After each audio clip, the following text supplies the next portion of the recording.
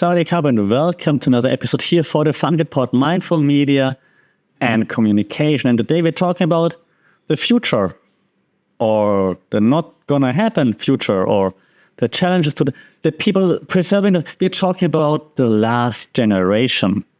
If you don't know what the last generation is or who it is, the last generation is an organization, conglomerate. No, it's protesters these days. They say they're part of the last generation, so it's usually young protesters, right? Like Gen Z, younger. They say we're the last generation that can make a change. We're the last generation that can impact the world in a way that the world will survive. If we don't do anything, if we don't change anything, there won't be any other generations after us. Okay, so that's the last generation. And well, they're taking the demonstrating, protesting, and so on, and their disruptions to a whole new level. Right? You might have seen them gluing themselves to streets. This happens in Germany a lot, for example, where I'm from. But you've seen them like throwing paint in museums at the Mona Lisa. They tried at least, and things like that. So that's the last generation, okay? And well, the thing is, while I see and I support lots of, I had a different episode, like you support lots of student protests and so on. But the thing, like, I mean, nothing says like we need to save the planet like protests that make everybody want to stay indoors and get away from the shouting and yelling and screaming. So I think it's just a communication thing for the last generation, right? And then when they say that old people like us don't get it, right? It's a great communication strategy to, like, I mean, what is this communication supposed to lead to? Like, do you want to alienate the demographic that controls the world right now, right? Millennials still mostly in control, boomers, whatever, but millennials are probably the highest percentage of people in charge anywhere right now, right? So you're gonna scream and yell and alienate like the people in charge of everything by insulting them and by like telling them, oh, you don't get it. But then who's going to support you in making the change? And so that's why I totally support the idea of the last generation that they say, hey, if you don't change things now, it's too late. Fully behind that. But the way in which they communicate that, as someone who's in communication, I think there could be better ways to do that. Okay? And I brought some theories, as I always do in this podcast, to just highlight like what's happening and maybe what they could be doing and why it might not be working as well. Okay. So one of the things, example, right? I just bring the example from Germany right now, but it happens everywhere, right? Especially in Europe a lot. So people glue themselves onto the streets, onto the roads, so that then the traffic has to stop, and then it's like a whole thing, and they have to cut them out off the street or whatever. And the other day, they just glued themselves on like a tarmac at the airport. Like, I don't know how they even got on the tarmac, right? So then the airport was shut down for 2 hours or whatever. And that the only thing that leads to is like people getting angry. Like I'm coming late for work, so I have to work longer. My boss is going to be mad, and things like this. So it affects people that can't change anything. It affects the wrong people, so to speak. And if you like make my life harder, it's less likely for me to support you, right? So I would understand if you feel like gluing yourself to whatever is the right thing to do. I would understand if you would glue yourself to the parliament, for example, because that's where the politicians are. If you just glue yourself to a random road in the hopes of like them raising awareness, it's like all you do is getting hate, right? So that's why I'm like suggesting there should be different communication strategies or like different gluing strategies. But let me break it down. Okay, so one theory I brought for you today, 1 out of 5 again, so let's start with number 1, is the diffusion of innovations strategy or theory, okay? So this theory explains that like new ideas and technologies, they spread throughout cultures, okay? So if you want to apply this, in this case, it helps us to understand how the message of this last generation can be adopted by like wider audiences.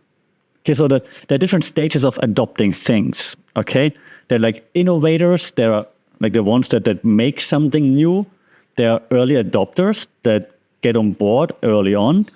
Then they're like early majority, then, oh yeah, it's kind of cool, let's jump on it, let's use it.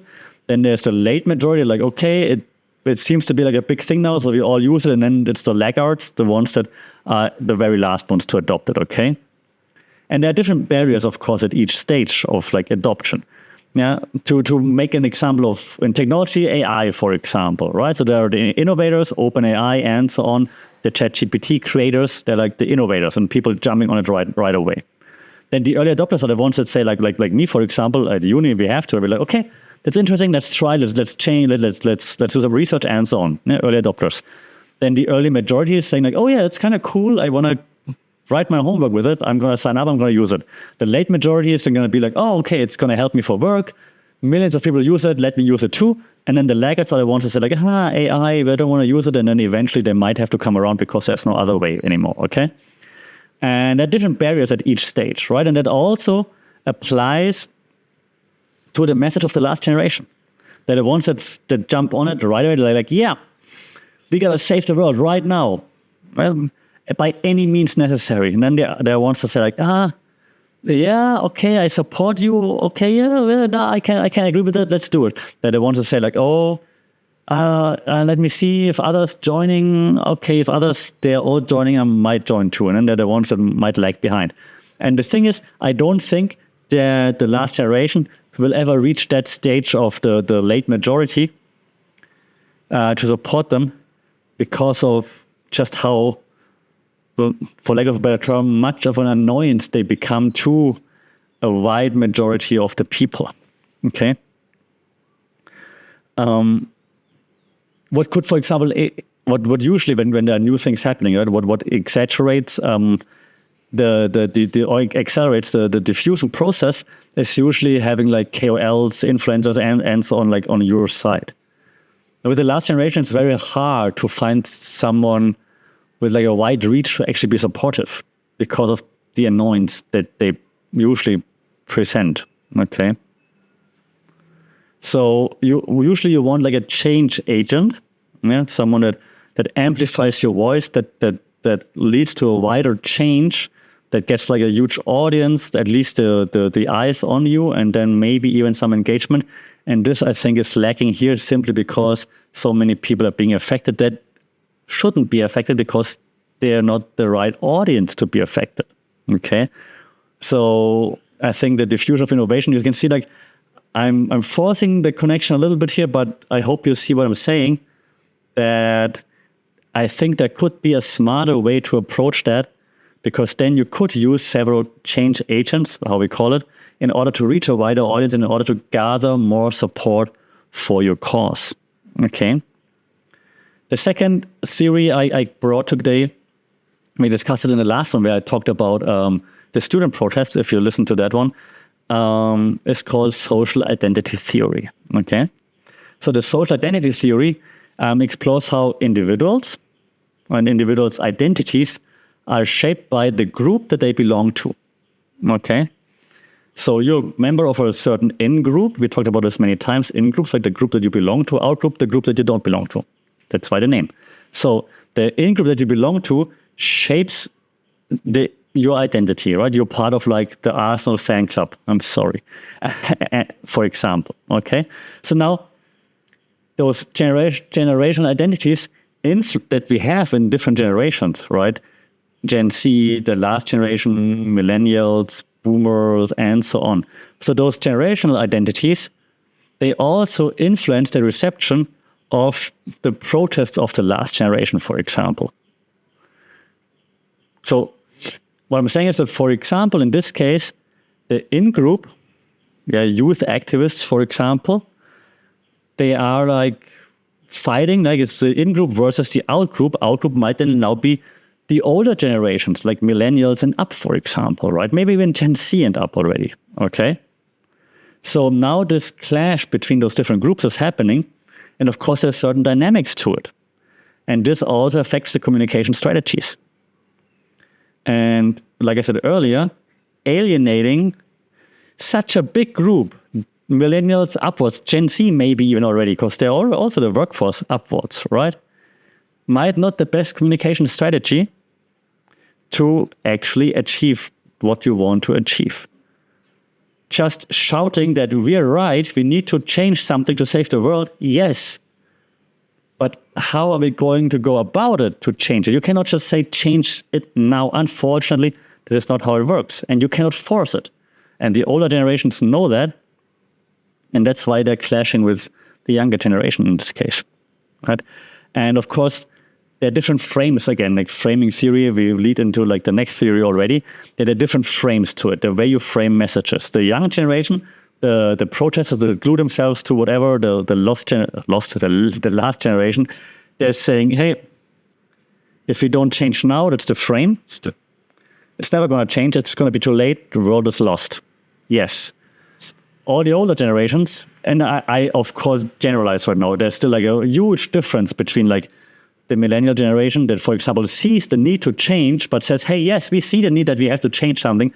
We can't just not do it the way you want to do it. We cannot just stop everything right away. We need to find a way to turn the ship around while still producing, keeping the economy afloat and whatnot. Okay? And then there are the older ones, maybe boomers and so on, they say like, no, we've been doing this forever. We're not going to change now. Things like that, right? So that there is still a huge discrepancy between like the older generations themselves. But for like, to make this understandable right now, let's keep it young versus old, okay? And the framing. So the framing then means the young generation says, hey, it's going to be too late if you don't change anything, if you don't stop now and change now. And then the older generation just says like, yeah, but look at the different frame here. If we stop everything now, how are we going to keep the economy afloat? How are we going to keep the jobs? How are we going to like have social security and so on? We cannot stop everything right away. We need to keep living. We need to keep making like our lives affordable, earn money, keep jobs, and so on. All right. So that's a different frame. Again, framing theory. We talked about this like many times.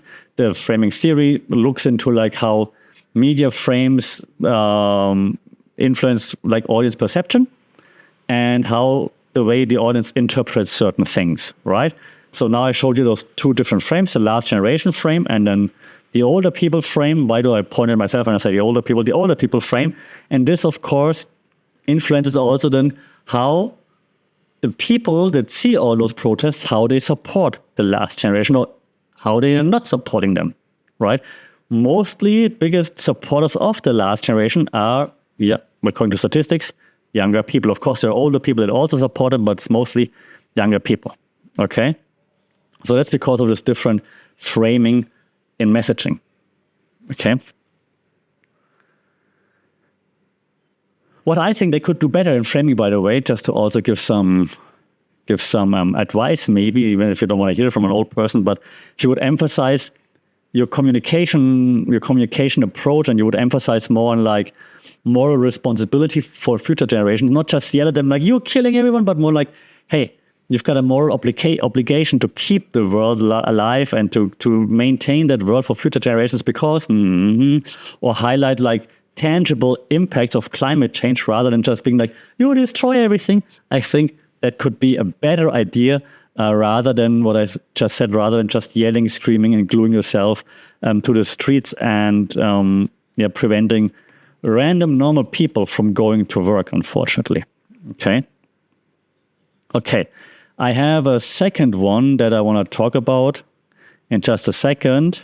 Then there's this other theory I would like to explain. I'm going to slow down a little, even though we talked about it before, but not as many times as the framing. It's called ELM, if you remember that one. Teacher at work. Elaboration likelihood model. We talked about this, I think, maybe 3-4 times before, okay? So the ELM, elaboration likelihood model, explains the dual routes of persuasion, if you will. And there's the central route, depending where you're from. The central, I'm just going to say like American, I think, like route, right? The central route, like deep, thoughtful processing. So if you want to convince someone, you're like, okay, I make some very good points that are thoughtful. You like have to think about it. Like, oh yeah, okay, makes sense, I understand. So that's the central route. And then there's the peripheral route, okay? The shallow, the heuristic processing. So it's like it's a peripheral vision, so to speak. So you see it on Instagram, Facebook, TikTok, whatever, and you're like, oh yeah, right, okay, you have to change something, whatever. And it's just, you see it over and over again, and you're like, oh yeah, I saw it on TikTok. Exactly. That's how we have to tackle climate change, for example, right? So I think that the last generation, they can craft like messages that appeal to both routes, whatever. So to ensure that their communication is persuasive to like a broad audience. And to do this, like to be persuasive, you need those two routes to come together. Okay, you need those deep, thoughtful thoughts. You have to make points backed by science and I know economics, whatever. If you say, no, if you change this now, economics will not suffer as much as you say that it will. We have the statistics, we have the numbers to show that. Look at this. And then people go like, oh, wait, let me see. Oh, that's actually a good point. Maybe we can try. Okay, but you also need the peripheral, like, look at this, be aware, look at this, climate change, look at this, you also need that, right? So those two routes need to come together, okay? Route, because Google Maps says route 2, route. So, okay, it has to come together, okay? So, and when in this case also, emotional appeals are very important in particular, the peripheral route, okay? When it comes to then the central route, of course, credibility is very important, okay? And what's always important is message repetition in order to enhance persuasion. You know the cultivation theory that we talked about on this podcast many times. So if you repeat the message, you try to cultivate the understanding within the target audience, okay? Doesn't mean you to repeat the same word, like word by word, but the same overall messaging, like story, so to speak. Okay? All right. Last theory of the day, new one, I think, for this podcast. I think so. Is the inoculation theory. Okay? So this theory suggests that exposing people to a weakened version of an argument can strengthen the resistance to said argument. So if you have an argument, you don't make a strong point, it's like a weakened version, like just like climate change is bad. Then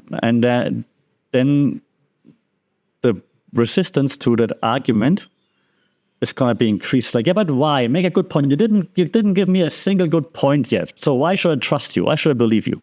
Okay? So I think that activists, they could preemptively address counter-arguments and criticism. Yeah, if they would make stronger cases and not just yell, climate change is bad, which I don't deny, but I'm just saying, like, don't just yell, ABC is bad. If you make stronger arguments, yeah, together with the theory I just mentioned before, to give me something to think about, the audience something to think about, then your argument is better, stronger, and the resistance to it is not as high. Okay, so that's like just some communication advice here. Yeah, we call this the inoculation theory. So try to address counter arguments by making a strong argument rather than just this weak, like this is bad. Okay, and you also want to prepare the audience for oppositional messages. Yeah, so that's second part of the inoculation theory, and reinforce the core message to make sure that your audience that supports you builds resilience against misinformation. As an example, I'm not saying this is correct, but as an example, right?